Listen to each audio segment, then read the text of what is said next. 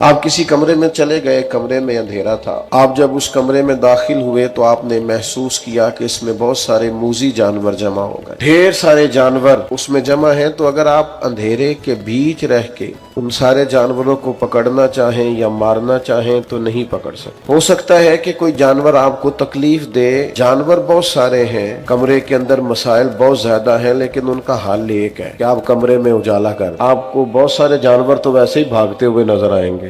آپ کو پتہ ہے ظالم وڈیرا اور جاہل پیر یہ اپنے ہاں ادارہ نہیں بننے دیتے، اس لیے کہ ظالم وڈیرا بھی سمجھتا ہے کہ اگر غریبوں کے بچے تعلیم پا گئے تو میرے جانوروں کو چارہ کون ڈالے گا، اور جاہل پیر بھی اپنے آستانے پر ادارہ نہیں بننے دیتا۔ اسے بھی پتا ہوتا ہے کہ اگر یہ لوگ تعلیم پا گئے تو پھر میرے ہاتھ پر بیعت نہیں ہوں گے۔ انہیں سمجھ آ جائے کہ ڈاکوؤں کو اندھیرا پسند ہی بڑا ہوتا ہے، انہوں نے لوٹنا ہوتا ہے تو انہیں اندھیرا بڑا پسند ہوتا ہے۔ اور میرے امام کا آج عرس بھی ہے، وہ کہتے ہیں سونا جنگل رات اندھیری چھائی بدلی کالی۔ اوپر سے جن کو کنجی دی ہے وہ چور ہے، ایک تو اولاد ٹھیک نہیں، اوپر سے رکھوالی چوروں کی ہے۔ تو دونوں کو مشورہ ہے، سونے والے کو بھی مشورہ ہے، اور جس کے پاس سونا ہے نا، ایمان کا سونا، او سونے والوں جاگتے رہنا، چوروں کی رکھوالی۔ ہمارا مزاج علمی نہیں، سننے سنانے کا مزاج ہے، سیکھنے سکھانے کا نہیں۔ مزاج کچھ اس طرح کے بن گئے ہیں، وہ تنکوں کا سہارا ڈھونڈتے پھرتے ہیں، بابا جی سے تعویذ مل جائے، کوئی دو ایک پھونکیں کوئی مار دے۔ آپ کی آنے والی ساری نسلیں تبھی بچیں گی جب وہ علم کے زیور سے آراستہ ہو۔